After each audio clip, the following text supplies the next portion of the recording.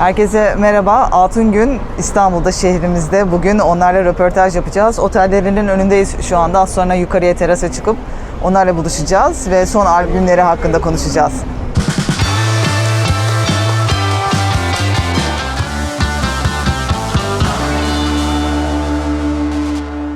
Herkese merhaba. Altın Gün röportajı için bugün birlikteyiz. Şu anda Beyoğlu'nda güzel bir gün. Grubun konseri gerçekleşecek bu akşam ve onun öncesinde otellerinde, Beyoğlu'nda, Galata'da bir terasta buluştuk. Böyle biraz sığmaya çalıştık çünkü bütün grup elemanları bugün bizlerle birlikte. Hi, welcome. Jasper, Merve, daha önce gelmişti. Radyo Eksen'de kendisiyle röportaj yapmıştık zaten. Thais ve Chris. Right? Pronunciation is Daniel. I'm sorry. Only Erdinç is not with us, right? So, how was yesterday? Let's start with this. Just a minute. Dün bir meet and greet'leri olmuştu ve daha sonra Jasper'da bir DJ set yapmıştı. Ondan bahsederek röportaja gireceğim aslında. I'm talking about meet and greet yesterday and your DJ set, right? How was it? Yeah, it was fun. It's always nice to be in Kadıköy. It's a really beautiful part of the city. We met a lot of people and had some drinks, played some music. No, just the people that wanted to get their records signed. And much more people than we expected, so it was a nice, warm welcome. Yeah. Can you just pick up a few songs that you have played yesterday? In the DJ set? Yes. Yeah. As far as you can remember. Well, I played a lot of songs, a lot of obscure stuff. I'm really bad with titles actually, so I'm not sure. It's okay, if you can remember, just let me know. And I played some Brazilian music, some obscure library, Euro disco stuff. Some Turkish music also. Like what? Zafer Dilek.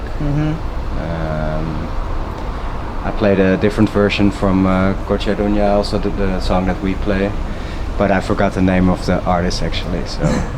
So you also picking up the songs that you are going to record in Altın Gün's band. I'm wondering about this thing. Merve knows Turkish, right? And she knows the lyrics. But you don't know what's going on in the first place when you heard the song in the first place. That's very true, yes. And how did you decide to choose, or some of them that you are picking up and you are suggesting the songs? I'm not choosing, I'm suggesting. So sometimes I suggest and then Merve and Erdinç say, well, no, this is not really a song or lyrics that fit the band, or you know, they understand the culture and where the songs come from and what it's about, so, and I don't. But usually I just listen to the melody, and if I think this melody could work for the band, then I suggest it. So you are obviously into music rather than the lyrics, and you are into lyrics. Both. Yeah. So Merve, how was life going? You recorded 2 albums in 2021 and released them, and one of them with Bandcamp. Can you just tell us about how was it in this pandemic? Yeah. Gülşah, shall I speak in English or Turkish, you think? I think Turkish will be better. I think so too. Merhaba herkese. Pandemide evet 2 albüm kaydettik. Birincisi Yol Şubat ayında çıktı, 2021. Diğeri de sadece Bandcamp'e özel Alem diye tek seferlik bir elektronik proje olarak düşünebiliriz. 3. albüm Yol çok farklı bir yaklaşımla kaydetmek zorunda kaldık. Çünkü bir araya gelemiyorduk. Kişi sınırlamaları vardı pandeminin başında. Hollanda'da. Tabii. Yani atıyorum 2 kişiden fazla bir araya gelemiyorsun gibi falan şeyler vardı. O yüzden hiç prova yapamadığımız için evde işte hepimiz aynı programı kullanıyoruz zaten. Demolar yapıp böyle birbirimize gönderip herkes işte bir şeyler ekleyip o şekilde daha hani yani pandemi dolayısıyla biraz daha prodüksiyon ağırlıklı oldu. Canlı çaldığımız şarkılar da var yine. Ama böyle çok yani çok fazla birbirimize böyle gönderip durduk. Jasper'la ben bayağı eğlendik bunu yaparken. bayağı benim kendi açımdan benim kreatif olarak en çok hoşuma giden Altın Gün albüm benim için. Evet, o yüzden neden? Mutluyum. Çünkü yapmak istediğim her şeyi biliyordum. Bütün şarkıları ve Jasper'dan çok komik bir 80'lerden kalan bir synthesizer ödünç almıştım, Omnichord diye. Onunla birkaç böyle skeçler çıkarmak çok ya farklı bir yaklaşım, komik bir enstrüman. Ben normalde çünkü yani piyano keyboard çaldığım için öyle yani çok ben aslında eğlendim. Bir de biz çok yoldaydık. Evde olmak çok iyi geldi o yüzden. Evet, değil mi? Öyle evde oturup böyle bütün gün müzik yapıyorduk. O şekilde İçinize yaptık. sinen ve hani evde çok vakit geçirebildiğiniz için aslında her şeyle uğraşabildiğiniz. Evet, hani aynen. Şimdi bu bitsin de hemen turneye çıkalımcılık yok. Aynen öyle. Yani Jasper ben böyle saatlerce işte hangi işte ne bileyim hangi davul sound'da olsun vesaire. Hani böyle yalnız çünkü stüdyoda olunca her şeyi her an hemen aynı anda yapmak zorundasınız.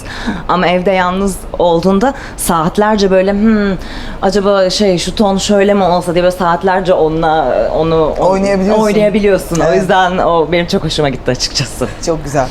So how about the tour? How is it going? You are new member of the band. Hi. And can you tell your name? What are you playing in the band? Hi, my name is Thijs Elzinga and I play guitar since about 3 months, I think. Yeah. Very new. So I'm very new. And we did a couple of little tours. And now it's very exciting to be here. So you were playing in another band, of course. Yeah, several bands and my own projects and all kinds of stuff around Amsterdam. Yeah. Yeah. So how did you know each other? Before or? Not really, like through mutual acquaintances. Yeah, that's kind of how it happened. And then Jasper approached me to do some recording for the new record. Alem, yeah. And that's how we sort of got into contact. And I figured out, or I heard that they needed a new guitar player. So Yeah. that's So how it went. it's something new for you, I think, because Anatolian rock, can we say?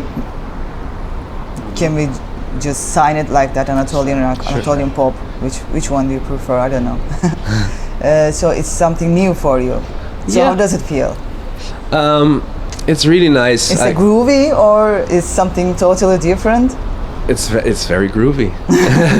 And it's nice. I can combine stuff that I already sort of did, on the guitar, and I can combine it with stuff that's really new for me. It's refreshing for sure. Okay. Yeah. So let's move to Daniel. Daniel. Hello. Hello. Which is your favorite track? From albums. Alem, or let's say Alem? Difficult because they're all very interesting in a lot of ways. But I would say Olan, the last one. I like the vibey, sort of like the how do you call it, like the waviness of it. It's nice. Yeah. Very How about Yol? Favorite one of that. What's on there again? We have some. Yeah, it's a lot. Very difficult. Yeah, Ordinun. I think Ordinun is the most solid one for me. Oh, and from Alem, I really like Badi Sabah Olmadan. That one is that one's very cool. It's great. Türkçe sorayım da onu, şimdi bu örtü aracılığıyla 1 metrekare alanın korunmasını sağlayacak olan bir sistem yaptınız burada. Onundan da birazcık bahsedebilirseniz şahane olacak. Yani uzun süredir biz doğa için, yani biz yeşil bir grubuz çok. Biz her seyahatlerimizin karbon salınım bedellerini öderiz. Yeşil bir rider'ımız var.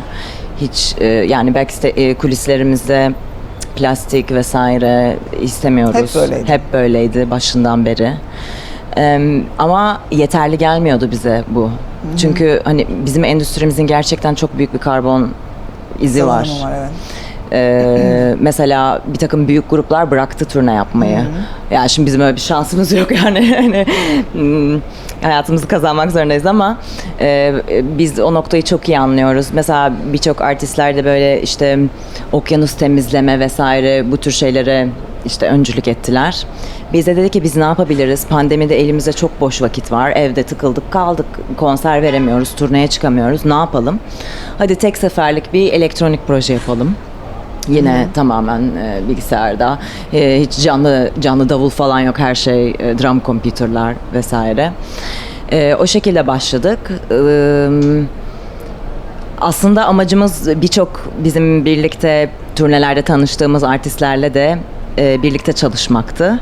Ama sonunda böyle her şey suya düştü. Bir tek Los Bichos'la yapabildik. Evet. Onlar sağ olsun Serra, Josephine harika bir basist, Serra müthiş bir gitarist, çok melodik ve zaten böyle iki gönderimde falan bitti şarkı gibi bir şey oldu. Ve işte hangi kurumla acaba biz bu bağışı hani yapabiliriz diye düşünürken Amsterdam'da yeni bir oluşum var, Earth Today diye. Bunlar bir doğa koruma grubu. Ve bu albümü hiçbir streaming servise vermedik. Yani Spotify'da, Apple'da ya da yani hiçbir yerde yok. Sadece Bandcamp'te. Onu o şekilde özel yapmak istedik ki bir faktör olsun, insanları almaya zorlasın ve çünkü her aldığımız şarkı söylediğin gibi 1 metrekare doğayı koruyor.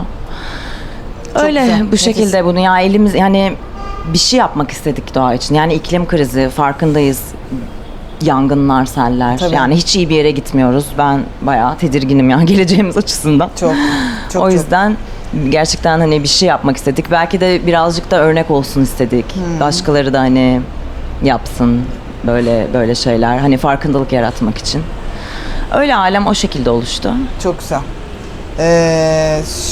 O zaman şöyle devam edeceğim. Los Bichos'la devam edeceğim aslında ama onun da Chris'le konuşalım. Tamam. Chris. Hi. Hi. Let's talk about the tour. How do you feel? How do you feel playing these new songs and the old songs, of course, the new ones and the old ones? You are going to be on stage tonight and tomorrow. Yeah. Because there are many requests. I'm sure it's not enough for just one concert. How does it feel? Just tell. How does it feel to play in Turkey? Well, great. Yeah, it's going to be my first time with this band in Turkey, so I'm really excited about that. You've been here before. Yes, but not with Altın Gün. But Which band? It's called Gallow Street. It was like 5 years ago.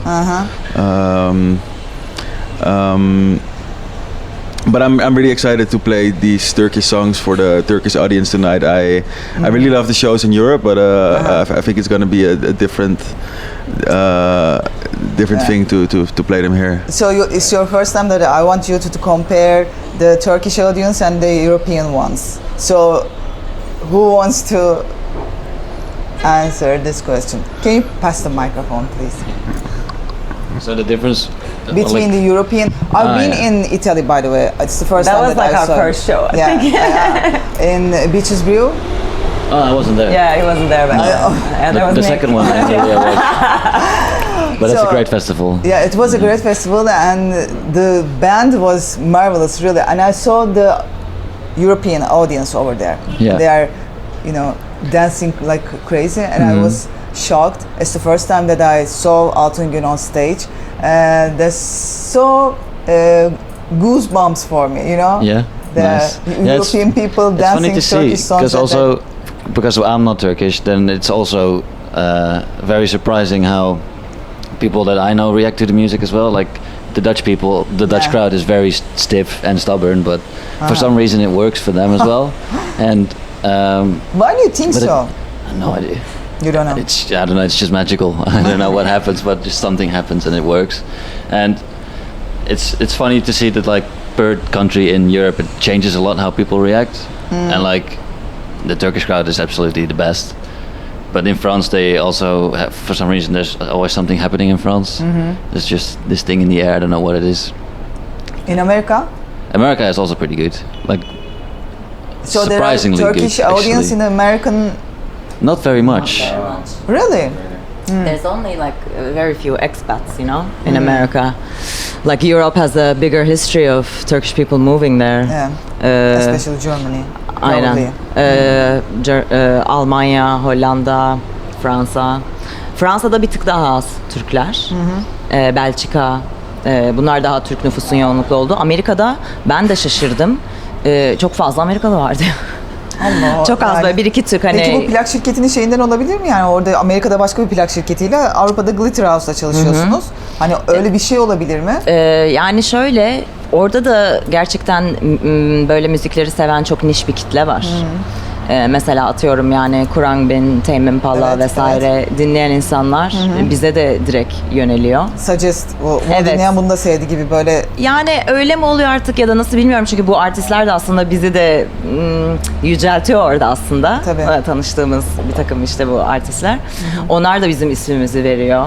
Ondan sonra öyle olunca hani evet radyoda işte radyo olayı belki plak şirketinin şeyidir ATO Records'ın. Evet. İşte bayağı çalıyor KEXP'de, KCRW, o radyolarda çalıyorlar epey. Soho radyoda falan. Herhalde o şekilde oldu. Evet. Bir de birkaç festival falan yaptık. Tabii. İşte neydi ya? Desert Days. Orada falan çaldık. Yani bayağı koşarak geldi herkes. Çok güzel. Öyle heyecanlı. So if I want you to pick two bands, one from any country, one from Turkey, old or new, which one will you pick? First in mind, two bands from you also too. I think one of my favorite Turkish artists is Selda Bacan. Have you met her? No, I haven't. No, but she's the one, or her first album. That was my introduction to Turkish music. Where did you find the album? Do you remember? There was a reissue a couple of years ago, and I just bought it in Amsterdam. The cover looked interesting, and it had like a hype sticker on it with lots of recommendations, and it looked like something I should check out, and it was worth it. Yeah. And another artist I really like is a British band from the late 90s, early zeros called Broadcast. Their singer unfortunately died some years back, but they made 3 really brilliant albums. So those are my 2 artist picks for now. How about you? We played the Pohoda Festival in Slovakia a month ago or something, and what was the name of the festival is Pohoda.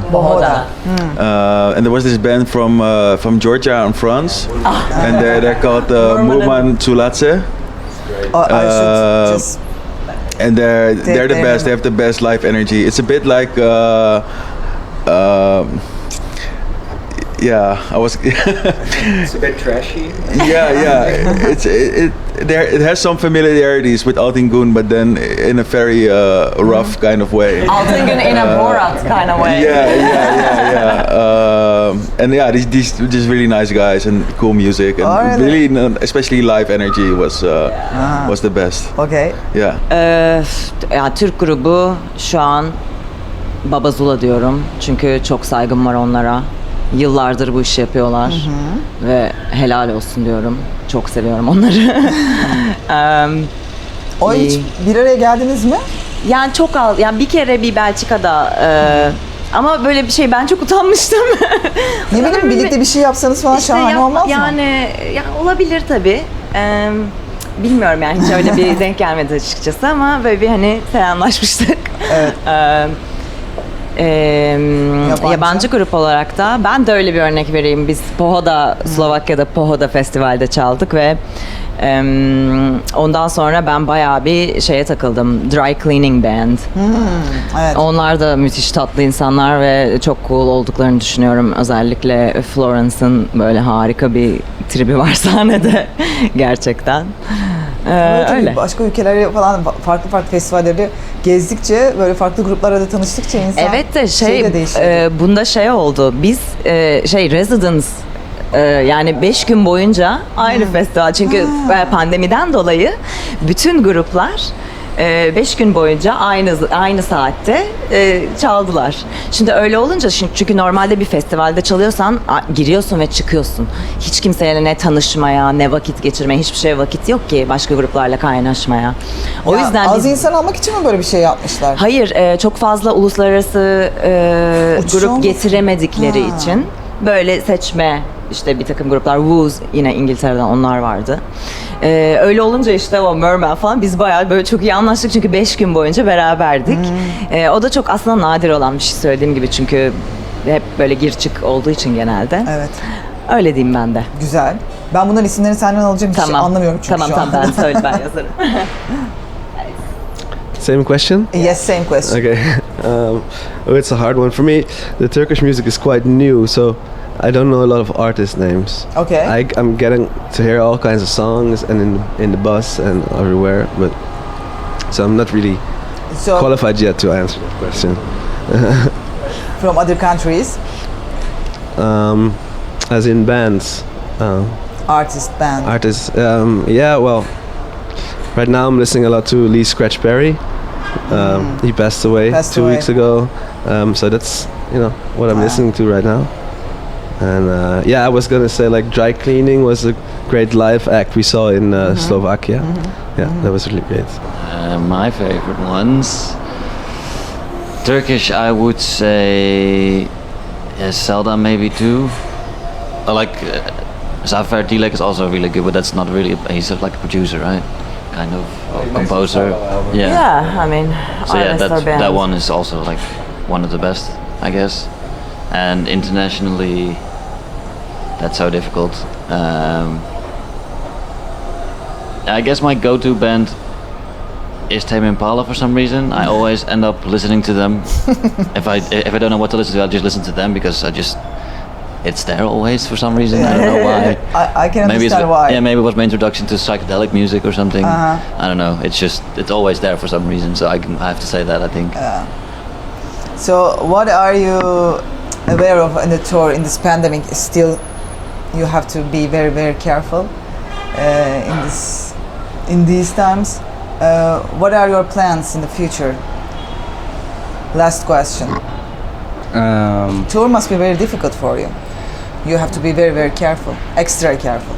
Yeah, in a way, but usually you're not that close to the audience, and we're all in a van together. We're traveling together, so when we're close to each other, we're not wearing face masks anymore and stuff like that. We're all vaccinated. But actually, this last part of the year is going to be pretty busy for us. Quite a lot of shows, so we're just really happy to be able to play again. And our plans for the future are play as many shows as we can and travel, meet people, work on new music together. And we're definitely planning on doing that in a more organic way than we did with the last two albums. Just really try to get back into the rehearsal space with the whole band and create music from scratch together. So did you collect any new bands or from Turkey? I mean, vinyl? Not yet, but I'm definitely going to a lot of record shops. From Jump like yesterday in our bags. Jump It Up. A surprise record. Okay, I didn't see it. Cool. What was it? Do you remember? I have. It's called Brek. Brek. Brek, and the record is Ölu. I don't know which one. I don't remember, but I know. I just listened to it, and it's actually pretty cool. Great. But everyone got a surprise record yesterday, so that's our new finds, I think. It's still there. He probably still has it. They brought you their own records, or? No. John, the owner, he had a surprise for us yesterday. Okay. We all got a surprise record. He made us a goodie bag. Yeah. And there was all different sweet. records in it, so it was a surprise what we got, but it was nice. My surprise was pretty good. So thanks for the interview. It's always a pleasure to see your band here in Turkey. Hope to see you in the concert. Teşekkürler. Altın Gün'le röportajımızın sonuna geldik. Her zaman büyük keyif. Onlarla birlikte olmak tabii. Biz ilk karşılaşmamız bundan kaçtı? 2017 senesinde karşılaşmıştık.